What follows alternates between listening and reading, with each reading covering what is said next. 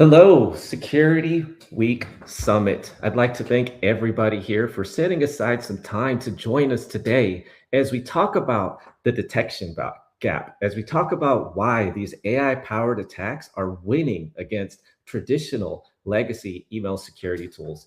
My name is Jesus Garcia. I'll be your host. I am a solutions architect here at Abnormal AI. Prior to joining up with Abnormal a year ago, I was in the audience with y'all. I was a security operations engineer.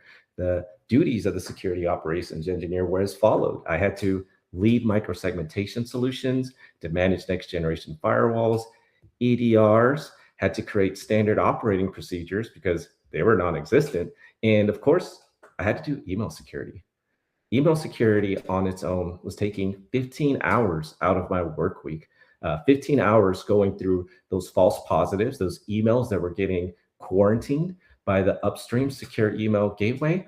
And I also had to deal with false negatives, those emails that were getting past the secure email gateway. And that's really what we're going to focus on today are these attacks that are getting through SEGs, the evolution of these email-based attacks. We're also going to discuss the financial impact of what a missed attack can cost for your organization.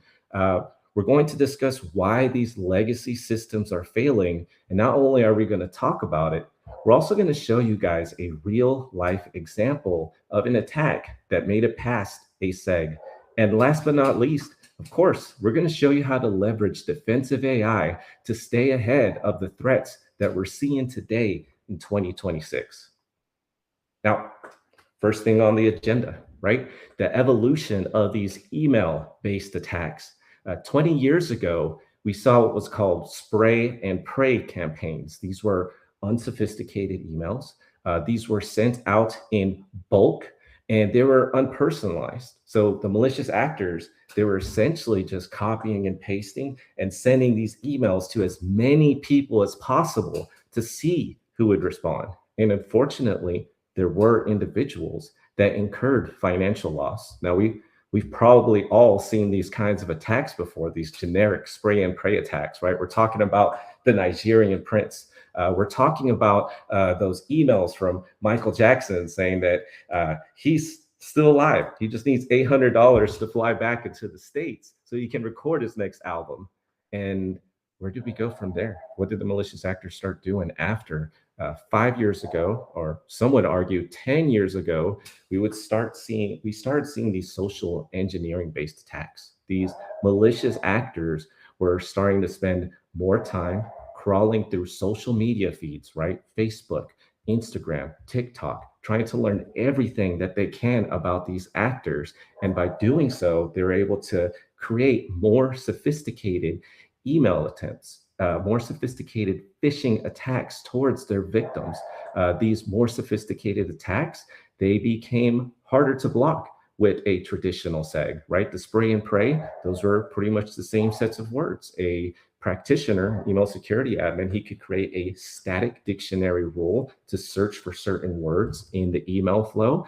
But when it's highly personalized, it's going to be more and more challenging for a SEG to see those kinds of attacks and react in real time. And today, unfortunately, it is only getting worse.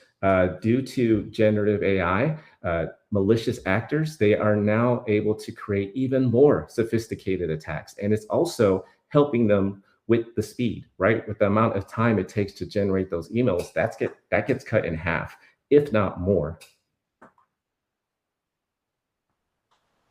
And this is all resulting, right? What is the overall result? This is actually the financial reality of email compromise. The FBI, the Internet Crime Complaint Center, they've actually reported over $3 billion in financial loss in 2025. And unfortunately, year after year after year, this has been compounding. This has been rising. And now we're seeing an average loss of a $123,000 per BEC incident. Now, I know a lot of you guys, you see these big numbers, and the first thing we want to think of, right? We think of the Fortune 500 companies. We think of the army of lawyers that these individuals, that these orgs have, and we think about the cybersecurity insurance that they probably have, they could probably incur these kinds of hits. But what's often overlooked in these numbers is that individual people are getting impacted too. And it's one thing for a malicious actor to go after a Fortune 500 company, and it's another thing altogether to go after a public servant. And I've seen this happen firsthand. Remember, I was in the audience with y'all just a year ago. I've seen a malicious actor send an email to payroll and convince them to update their banking and routing information. All the while, the teacher, she doesn't know that this is going on. Me, as a security operations engineer, I didn't know that this was going on. You want to know when she finds out? She finds out on payday when she doesn't get paid. What else is happening, right? You're seeing frustration amongst your user base. Leadership, they get frustrated too. They come down on the boots on the ground. They come down on the practitioner. You are supposed to be the security operations engineer. You are supposed to be securing our users from these kinds of attacks. Of course, I'm getting frustrated too. I'm investing all this time to react to these cybersecurity events, creating new rules to block and detect the attacks that are getting past secure email gateways. And it was just getting worse and worse over time. SEG efficacy is declining over time.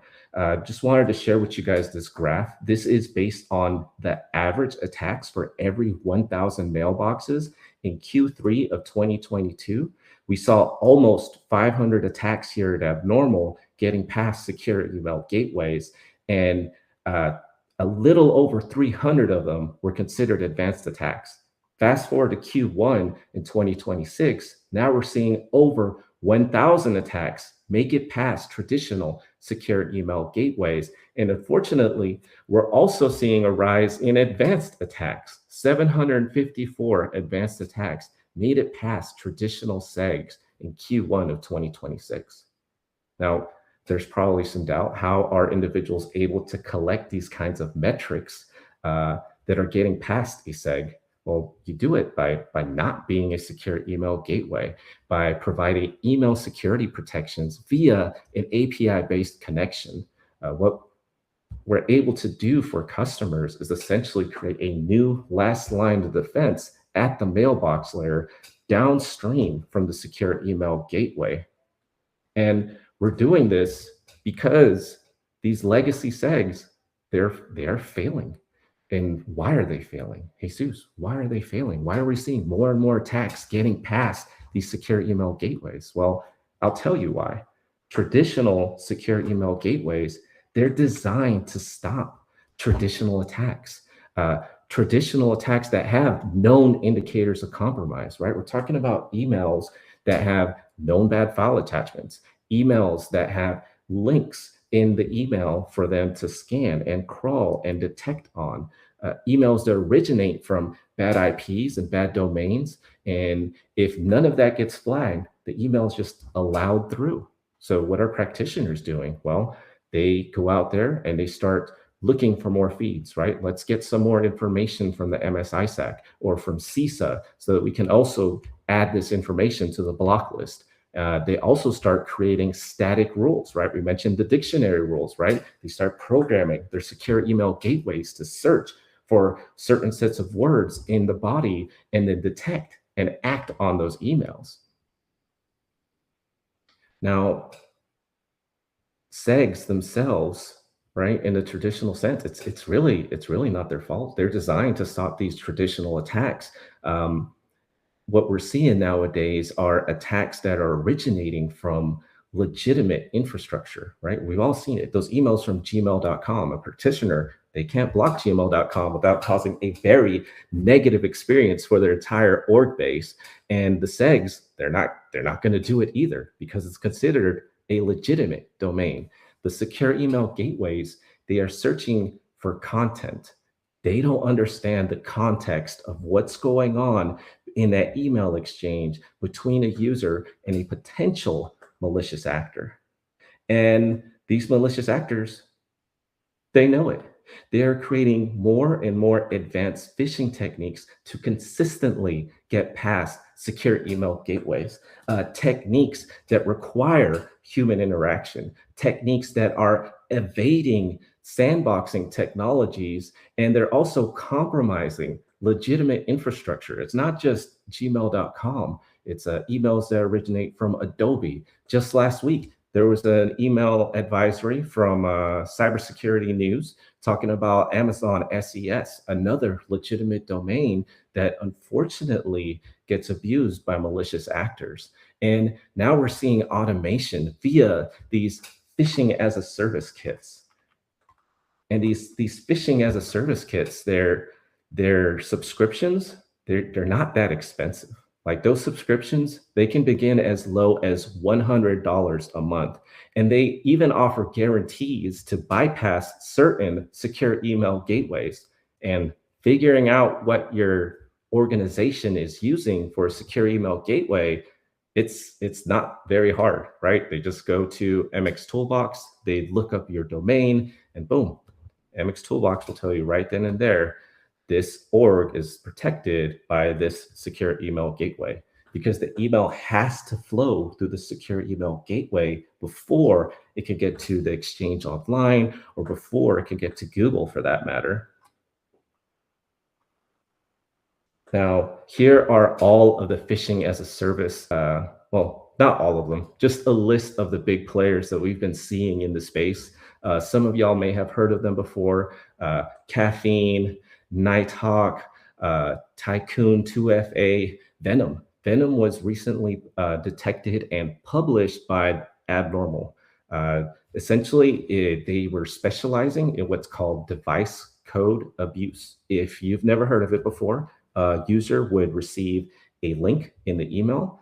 They would click on that link. They were then directed to a document portal, and the malicious actor pretty much puts some enticing text there, trying to convince the user to enter the code into that portal. Now, the portal itself, you hover your mouse over that link, it was pointing to a legitimate Microsoft site.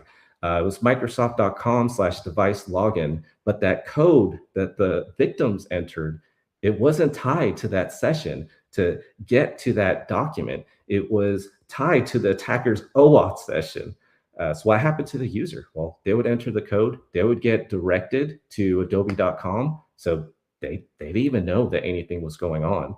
All the while, the attacker, they now have full access to that M365 account through device code abuse.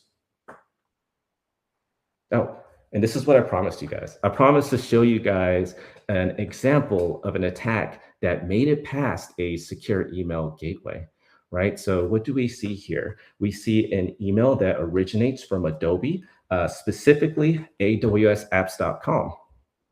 awsapps.com is going to have a clean reputation, right? So those IP-based reputation checks, those domain-based reputation checks that secure email gateways provide and look for, all of that is going to pass because it is legitimate infrastructure.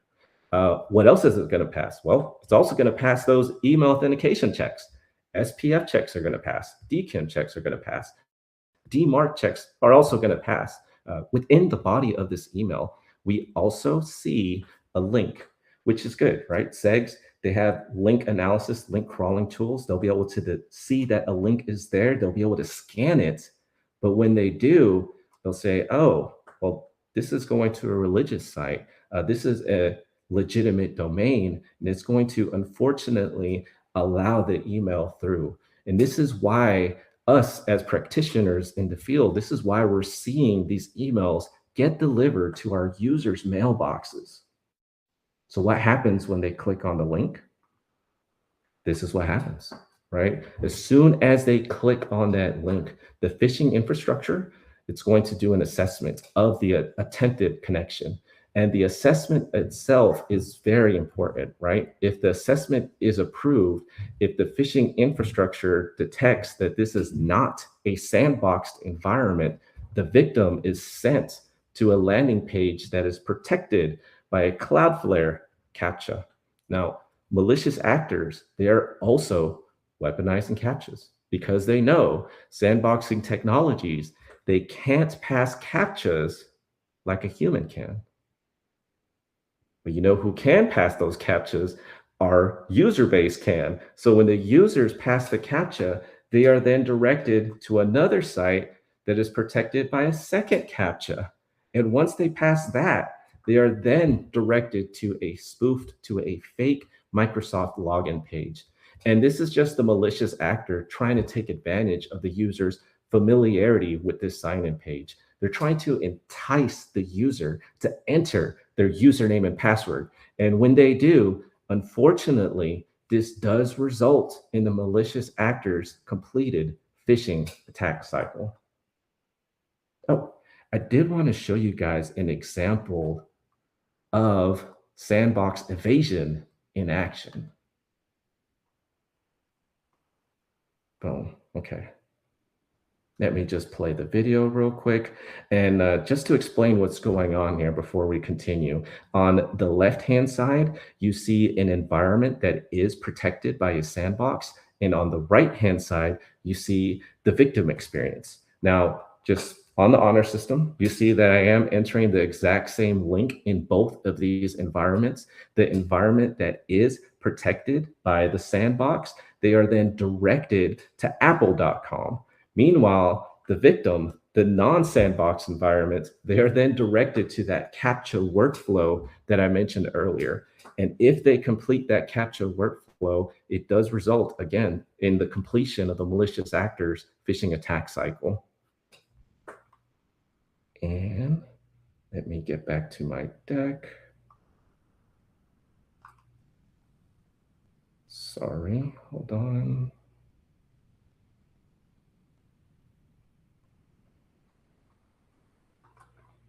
There we go. Okay, I think you guys can see my slides again. Perfect. Okay. All right, so what do we see here, right? Sandboxing technologies, it has become essentially a staple in secure email gateways. There are also some companies that charge extra for the sandbox, but regardless, a lot of SEGs, they leverage these sandboxing technologies. Just to show you guys, originally here, we entered that same link to a URL analysis tool, and none of the security vendors flagged it as malicious. Meanwhile, 8 months later, then we started to see at least a dozen of these 98 security vendors flagging these URLs, this URL that we entered in the demo earlier, as a malicious website. And unfortunately, due to these evasion techniques, it is pretty much bypassing these sandboxing technologies that a lot of these secure email gateway vendors are reliant on. Now, here is an example of another attack, right? Another email that we've probably seen get through to our users' mailboxes. We really just want to show you our approach here at Abnormal as to how we do our remediation. Now, I'm just going to break down the attack real quick, right? Here we see an email that is originating from Jonathan Davis at sgmarketing.com, and he's emailing Theo. Now, upon closer inspection of this email, right, we don't really see any malicious attachments to dump into a sandboxing technology. We don't really see any links for URL analysis or URL scanning tools to detect and act on. There's just a set of words in the body of the email, right? Here we see Bank of America, a routing number, an invoice number. Email security admins, they can't really create a dictionary rule to block words like routing without causing all kinds of mayhem in their environments. This is why we're seeing these emails being allowed through to users' mailboxes. I mentioned our API-based approach earlier, right? Remember, Abnormal, it's not a secure email gateway. We're able to provide our customer base with a brand new last line of defense at that mailbox layer via our API-based connection. And it's via that API-based connection that we're able to provide behavioral AI protections to every single email that would get delivered to the user mailbox. So as soon as we integrate, what do? We start creating a baseline of good behavior for every single user in your organization. There is so many metrics. There's so much data within the email itself, within the body of the email, that a lot of other email security organizations are just ignoring. It's going by on the wayside. That's why these emails are getting delivered. But we actually go the extra mile. We collect all of these metrics and place them towards that baseline of good behavior. And it's with this baseline of good behavior that we're able to say that, hey, Jonathan Davis at sgmarketing.com, that's an unusual sender domain. And not only that, this is also an unusual sender. And not only that, this individual, he has never sent an email to Theo, ever. Not only do we have this baseline of good behavior, we also have natural language processing. And with this natural language processing, we're able to understand the tone of the email interaction. We could see within the email itself that, hey, this is a financial request. They're trying to essentially urge our users, right? Because they're saying, here, we sent this last week, and they're trying to convince them to take action because they need them to confirm this for further steps to be completed.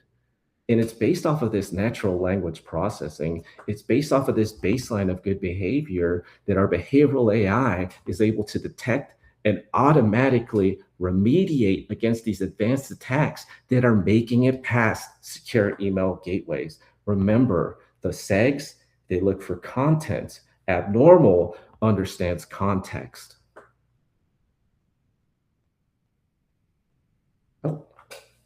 And this is how to stay ahead. This is actually going to be our very last slide, but we wanted to share some tips as to what you guys could do to start securing your organization. One, evaluate your current security email stack. So when you go back to your offices, really ask yourselves, hey, do I have robust defense in-depth email security architecture? Or am I solely relying on a secure email gateway to act as my first and only line of defense when it comes to email security? Two, adopt behavioral-based threat detection. This is important not just in the email space, but it's also important in the identity space, right? You got to have this baseline of good behavior in the identity space as well. So when you go back to your offices, ask yourselves, do I have this baseline of good behavior? Because if you do, you should be able to answer certain questions, right? What IP address does my chief financial officer typically use when he signs in? What's my chief technology officer's go-to web browser? What operating systems does my CEO typically use on his account? Three, invest in AI native platforms that don't just detect and they act. Now, three is probably the hardest one on this list, especially now in 2026. Just about every marketing team out there is slapping the word AI onto their product and selling it. What you guys really have to evaluate when you go back to your offices and you're looking at these other platforms is how mature is their AI, right? Does their AI automatically understand who the VIPs are within your organization? Or is there an admin manually maintaining lists of display names and email addresses in the secure email gateway? Are there admins manually creating email firewall rules or transport rules in response to cyber incidents? Four, train your workforce. This is security and awareness training, right? Some of us have to do it anyways to get that cybersecurity insurance. So while we're doing it, we might as well take this opportunity to educate our workforce. Let's educate our users. They should already know about what's going on in the AI landscape, but if they don't know, we got to tell them about it. And last but not least, we are offering a free, and I'm pausing again for dramatic effect, a free abnormal risk assessment. This is going to give your practitioners the ability to take a look at the abnormal platform. The installation, it installs in minutes. It's just a couple of clicks, and this is a read-only integration. So we're not going to be making any changes to your email infrastructure. We're not making any changes to your mail flow. You don't have to make any MX record changes. This is a read-only integration so that you yourself, you can see the attacks that are making it past your traditional secure email gateway. And with that does conclude this presentation. Just remember, the gap between organizations that have not adopted defensive behavioral AI into their email security programs, it's only going to continue to widen. The SEG, it can't stop generative AI attacks. Static rules, they don't detect anomalous behavior, and traditional tools, they can't adapt to these identity-driven attacks. If you want to stay ready for what's to come in 2026, we really had to arm our defenders with tools that detect anomalous behavior, arm them with behavioral AI. Thank you for your time, and stay ready.